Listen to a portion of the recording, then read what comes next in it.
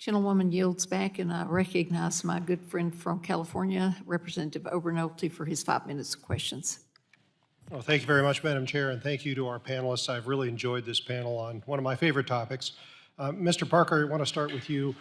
I really enjoyed your testimony about the impact that AI is going to have on healthcare delivery.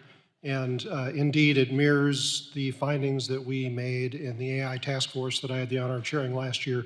When we issued our report in December, we had a whole chapter on healthcare because honestly, there isn't a segment of the economy in the United States that's going to be more dramatically impacted by AI than healthcare. One thing I wanted to ask about, though, is that you testified that as you see these startups come through, that the most promising of them right now are the ones that use the application of AI to bring down administrative costs. And that actually mirrors what we found in our task force report as well on healthcare. That's seemingly the low-hanging fruit that AI is going to bring first. But you have to admit that if you're the average American, that's a little disappointing, right? You know, we've been telling people for years how healthcare is how AI is going to aid in drug discovery, how it's going to aid in diagnosis, predictive diagnoses where there's pattern recognition, and talking about risks you didn't even know existed, tailored drug therapies that are tailored to your genome. You know, all of these things are what we've been promising people that AI is going to do, and we're coming now to them with it's going to reduce your administrative costs, and that's what we're doing with it right now. Should people be disappointed about that, or is this just the first of many things to come? Thank you for the question, and I think that is why we're spending all of our energy on improving the customer experience and using AI in ways that create real, tangible value to the end patient. And I think I'm optimistic that those new experiences will help people be healthier, help them save money. And it's why our implementations are so pragmatic, right? I think everyone's always talked about how you can't get a price for anything in healthcare. So solving that using AI is a very useful utility for the consumer.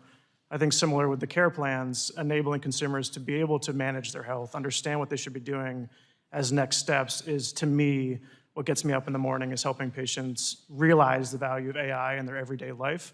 It's not to diminish the value that would be created on the administrative side. I think that's low-hanging fruit. There's a lot of opportunity there. But I'm personally most excited about the potential to impact the end patient. Right. Well, let's not lose sight of that optimistic vision, because I fear that when we start talking about how we're using AI today to automate note-taking, to automate billing, that's going to distract away from what AI could do.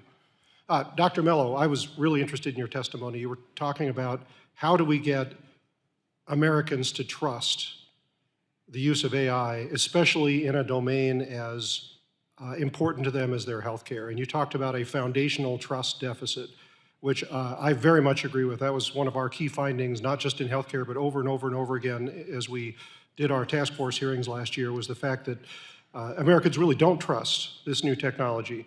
And in some ways, they're right not to trust it because it is new. But another thing that you said that I'm not sure I agree with is that the solution to this is government certification, standard settings, disclosure requirements, and I'm not sure, my understanding of why that trust deficit exists is because Americans don't have a very realistic view of what AI is and what it isn't, what it does and what it doesn't do, the way it works, and what the real risks of AI are.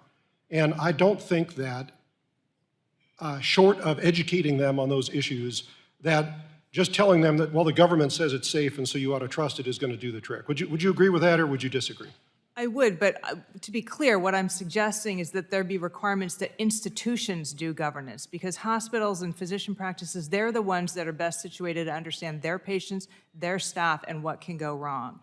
I spend a lot of time interviewing patients as part of my work at Stanford, including patients who are very sophisticated about AI. They're part of a learning community. And the message I consistently get from them is, we expect you to be looking at this stuff, especially when policymakers turn to things like consent and disclosure requirements in lieu of requiring things that will actually keep them safe. Can the government do this directly? No. But does it need to provide additional incentives and nudges for organizations to do it? Yes. Mm-hmm. Yeah, I just want to make sure we don't conflate the two, because I think absent that Education, I think that foundational trust issue is going to continue to exist, and it's going to be an impediment to deploying AI, not just in healthcare, but in a lot of different productive domains. Anyway, I could talk about this all day. Thank you very much to our panelists. I've really enjoyed the hearing. I yield back.